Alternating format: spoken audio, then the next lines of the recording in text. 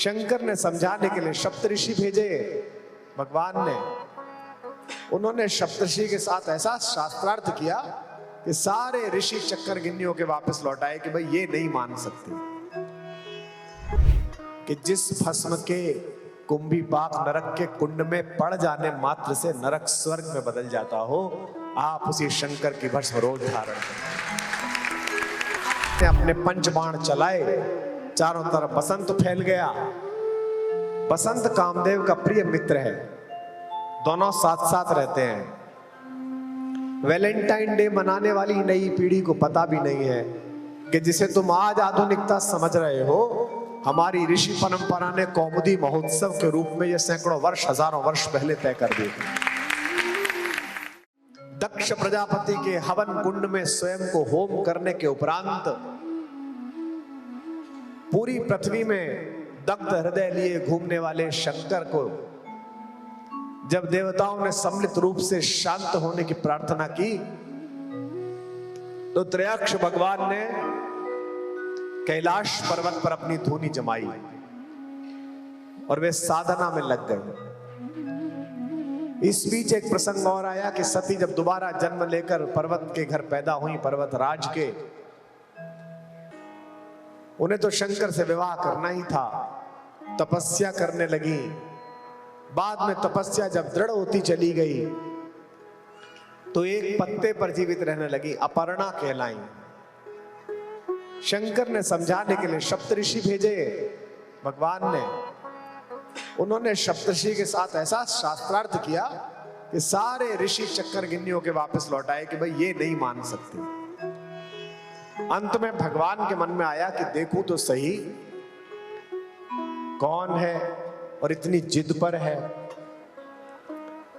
भगवान उठे, जैसे थे वैसे ही चल दिए। शंकर इसीलिए एक साम्य के समाज के देवता हैं कि उनको कोई आभूषण नहीं लगता। जिस चिता की भस्म को अंतिम यात्रा का प्रतीक माना जाए, उसे वो अपने दिव्य ललाट पर शोभित कर लेते हैं। और उनकी भस्म को दुर्वासा अपने माथे पर लगाकर नरक गए थे देखने के लिए। कुंड में झांका, कुंभी पाक नरक में अचानक स्वर्ग पैदा हो गया। यमराज ने पूछा ये कैसे हुआ? दुर्वासा हंसने लगे, बोले समझ गया कैसे हुआ। ये मेरे माथे पर मेरे शंकर की भस्म लगी हुई थी, मैंने झांका, ये थोड़ी झर गई नीचे, तो कुंभी पाक नरक भी स्वर्ग में बदला।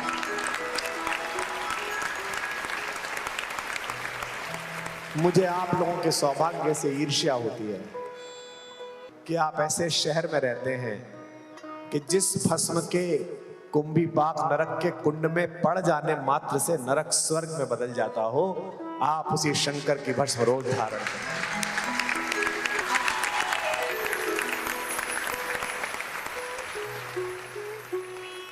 उसी रूप में शंकर निकले और पहुंचे। महाकवि कालिदास कहते हैं कि खबर गई अंदर कि स्वयं शंकर आ रहे हैं मिलने के लिए, देखने के लिए। तो जिसके लिए इतना समय प्रार्थना में बिताया हो, जिसके लिए इतना अधिक समय चिंता में बिताया हो कि मुझे मिलेंगे कि नहीं मिलेंगे, वे स्वयं उपस्थित हो जाए तो कैसा लगता है। हम तो बहुत सामान्य बोलने वाले हैं। सरस्वती की कृपा से, माता पिता के संस्कार से, गुरुओं के कारण, सत्संग के कारण थोड़ी इतनी लोकप्रियता है कि लोग जानते हैं। तो कई बार मैं ऐसे प्रशंसकों को देखता हूं, ऐसी प्रशंसिकाओं को देखता हूं, जे अनायास जिन्हें सामने मिल जाओ तो रोने लगते हैं। वो बच्चियां रोने लगती हैं, फिर उनसे गले लगकर उन्हें कंधे से लगाकर शांत करना पड़ता है, क्योंकि वो बहुत दिन से आपकी प्रतीक्षा कर रहे होते हैं कि कभी मैं देखूं। हम तो मनुष्य हैं, सामान्य इच्छाओं से घिरे हुए, वासनाओं से घिरे हुए। परमात्मा स्वयं जिसके द्वार पहुंचा होगा, उसकी क्या हालत हुई होगी, चाहे वे स्वयं आद्य चेतना शक्ति पार्वती क्यों ना हो।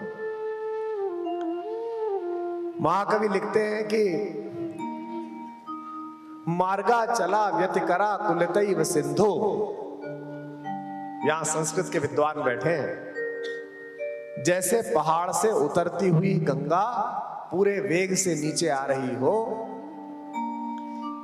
सीढ़ियों से उतरती हुई पार्वती आई और सीढ़ी के ठीक नीचे शंकर मिल गए। विशाल काय शरीर, कोमलांगी हमारी माता, जो व्रत के कारण वैसे भी कृशकाय हो चुकी थी, शंकर के सामने पहुंची। उज्जैनी के कवि, विश्व के सांस्कृतिक महाकवि कालिदास ने लिखा, मार्गा चला व्यतिकरा कुलितैव सिंधु। जैसे ऊपर से उतरती हुई गंगा के सामने अचानक कोई विशाल हिमालय का टुकड़ा आ जाए, शैलाधिराज तनया न ययौ न तस्थौ, न आगे जा सकती थी न पीछे जा सकती थी। आप सबको पता है कि विवाह हुआ, शंकर का विवाह भारत में बारातों की पहली परंपरा है। उससे पहले बारात नहीं निकली थी, पहली बार शंकर बारात लेकर गए और एक नया मानक हमारे भगवान ने तय कर दिया कि जब बारात के लिए जाएं तो जो ऋषभ के ऊपर बैठा है दूल्हा, घोड़े के ऊपर जो बैठा है, उसके अलावा नीचे जितने हैं सब बराबर हैं, चाहे फूफा हो चाहे चाचा हो, सब समान हैं, एक जैसे हैं। इसीलिए कई बार अलग तरीके के समूह को शंकर जी की बारात भी कह दिया जाता है। कहता भैया शंकर जी की बारात इकट्ठी कर ली है हमने, तो कई बार ऐसा होता है। भगवान ने पहली बार बारात निकालकर, वर यात्रा निकालकर यह सिद्ध किया कि अगर मंगल के काम के लिए जा रहे हो तो ऊंच नीच नहीं देखनी चाहिए। यह नहीं देखना चाहिए कि किसका पद बड़ा है किसका कद बड़ा है, सबको आना चाहिए। अब विवाह करके शंकर फिर समाधि में बैठ गए, लेकिन देवताओं को तो सेनापति चाहिए था। या तो शंकर मिले या उनके पुरुषार्थ का कोई अंश मिले। देवताओं ने मिलकर कामदेव से कहा कि भाई उनके मन में इच्छा पैदा करो। किसकी?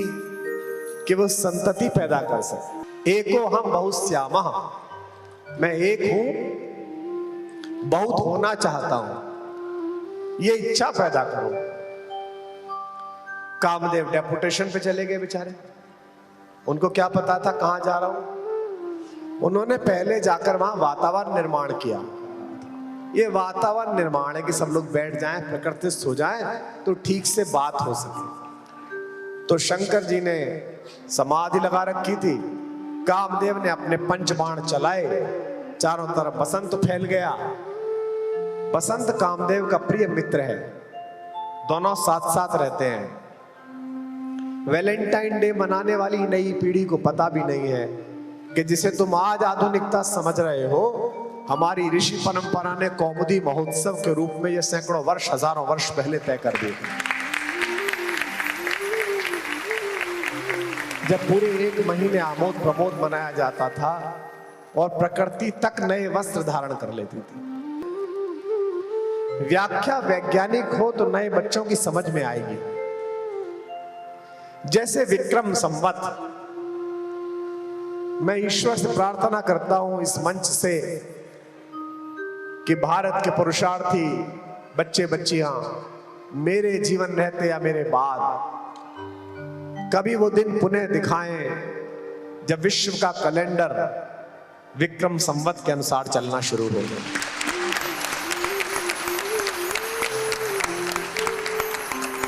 संभवतः आपने मेरे कथन की गंभीरता पकड़ी होगी। मैंने कहा पुनः दिखाएं, मैंने ये नहीं कहा कि हम कैलेंडर बदलना चाहते हैं। मैंने ये कहा कि जो कैलेंडर बदल दिया गया है वो पुनः वहीं लौटे जहां था। तो मुझसे कई मेरे विश्वविद्यालय साथी पूछते हैं कि आप ना कई बार पोंगे जैसी बात करते हो, पूरी दुनिया कैसे जनवरी से हट जाएगी और आपने कहां बनाया कैलेंडर। मैंने कहा भाई मैं तुझे पूरी तिथि संशुद्धि बताऊंगा तो 3 दिन बीत जाएंगे और मैं परमात्मा के काम में हस्तक्षेप नहीं करता। परमात्मा ने जिसको ज्ञानी बनाया है बहुत सोच के बनाया है, और परमात्मा ने अगर किसी को प्रचंड मूर्ख बनाया है तो वो भी बड़े श्रम पूर्वक बनाया है। उसको ज्यादा सुधारना, ज्यादा अच्छा बनाना अगर परमात्मा की इच्छा में नहीं है तो मेरे बस की भी नहीं है। मैं तो क्या ही करूंगा, तो क्या तुझे सुधारना। मैंने उसको बताया कि वर्ष प्रतिपदा से पूरे विश्व का कैलेंडर चलता था और तुम भी मेरे साथ चलते थे नए साल में। कैसे? पहला महीना मार्च, आओ मार्च शुरू करें। मार्च का मतलब क्या है? चलो अब मार्च को फैलाइए। मार्च, अप्रैल, मई, जून, जुलाई, कौन सा महीना आ गया? 7वां। क्या नाम है उसका? सितंबर। सितंबर। इसके बाद महीना आ गया 8वां, अष्टंबर, 8वां महीना। इसके बाद आ गया 9वां, नवंबर। इसके बाद आ गया 10वां, दशंबर। ये पहले से चलते थे, आज की बात नहीं, हजारों वर्षों से ऐसा ही चल रहा था। लेकिन राजनीतिक रूप से, सामरिक रूप से हम परास्त हुए। जो जाति अपना इतिहास आत्ममुग्धता में गलत पढ़ती रहती है, उसे इतिहास को भविष्य में सुधारने का अवसर नहीं मिलता। आपको सदैव इतिहास ठीक पढ़ना चाहिए, और इतिहास का मतलब ही यह है कि उससे सबक लिया जाए। तो शंकर जागे, शंकर ने देखा कि अचानक बसंत कैसे आ गया, बड़े प्रसन्न हुए। फिर उन्हें पेड़ के पीछे छिपा हुआ कामदेव दिखाई दिया। भगवान को क्रोध आया कि इसकी इतनी हिम्मत कि ये मुझ पर तीर साधे। तो उनकी तीसरी नेत्र से ज्वाला निकली।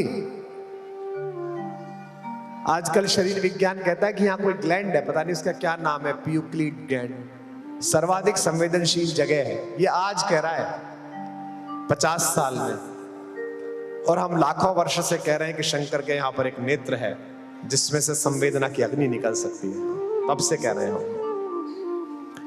वो भस्म हो गया। एक कहानी ये हो गई।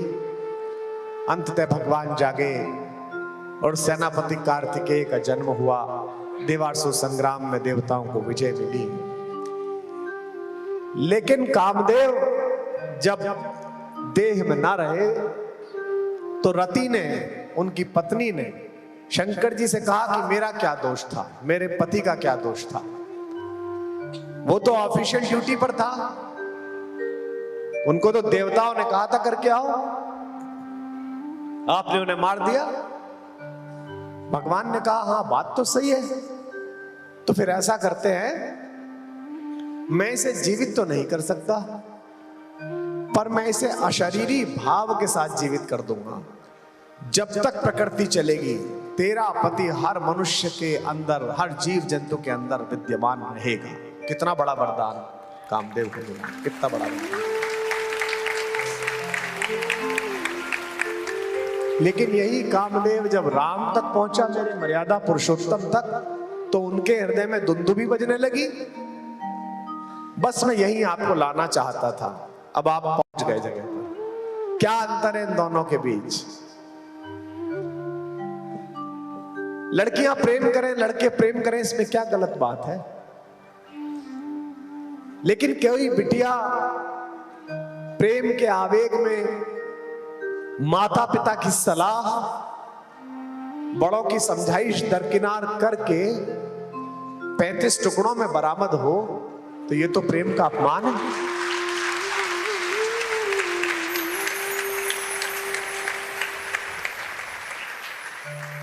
जो हमें सिखा रहे हैं कि हम प्रेम विरोधी हैं पश्चिम वालों। मेरे आराध्य भुवन मोहन कन्हैया का एक भी मंदिर आपको ऐसा नहीं मिलेगा जब उनके पार्श्व में उनकी प्रेमिका राधा रानी खड़ी न मिले।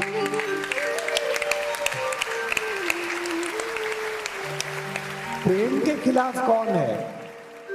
हम मर्यादा के समर्थन में हैं।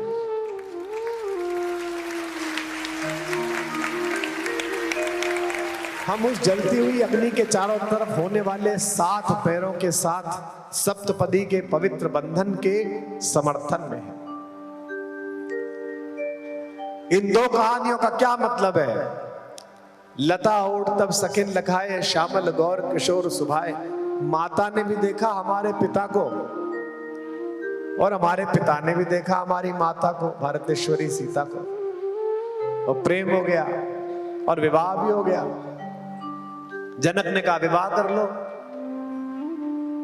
एक राम कथा में यह भी आता है अध्यात्म रामायण में कि विश्वामित्र ने कहा विवाह कर लो। उन्होंने कहा पिताजी से आज्ञा मंगवाओ। विश्वामित्र ने कहा इसमें क्या समस्या है, यहां कर लो, पिताजी से आज्ञा से दूसरी कर लेना, तुम्हारे वंश में तो परंपरा है। इसे कहते हैं मेरे राम। उन्होंने कहा मैं तीनों माओं का समान लाडला हूं, पर मैं सोच सकता हूं मेरी बड़ी मां के बाद जब दूसरी मां आई होंगी तो मेरी बड़ी मां के मन में कुछ तो दुख का अंश गया होगा, और इन दोनों माओं की स्थिति में जब छोटी मां आई होंगी तो दुख का और अंश गया होगा। कोई भी परंपरा रही हो, पर ये राम आज ये मर्यादा स्थापित करता है कि मैं विवाह करूंगा तो एक ही और एक पत्नी व्रत जीवन भर पालूंगा।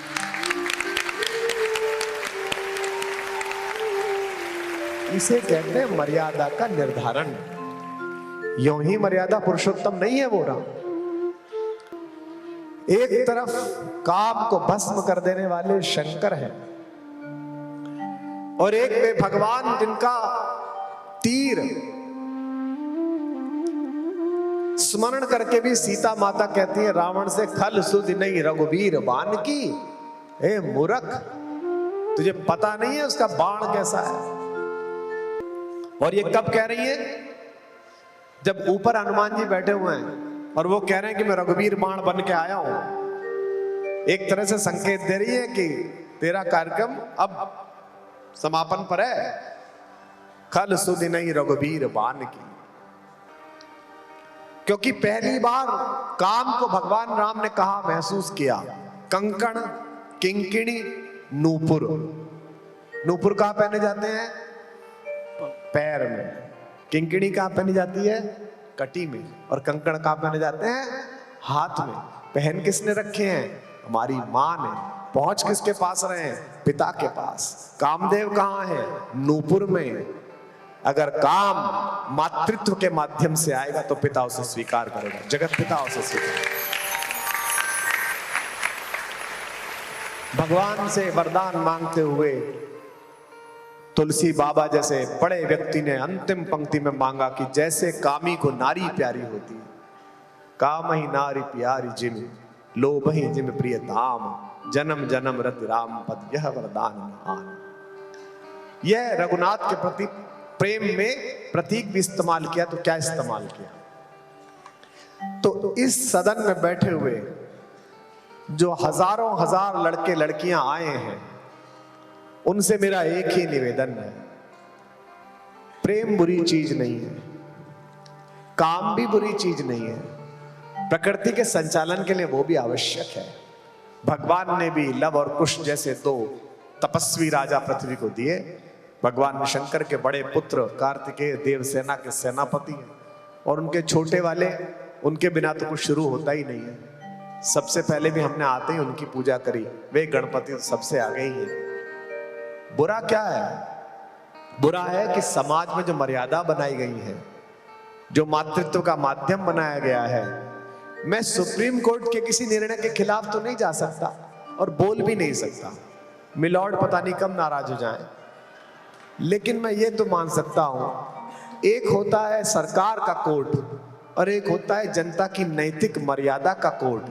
आज इस नैतिक मर्यादा की कोर्ट में ये प्रस्ताव पास करके जाओ कि काम जब मातृत्व की शक्ल में आएगा तभी उसे स्वीकार किया जाएगा, इसके बिना स्वीकार नहीं।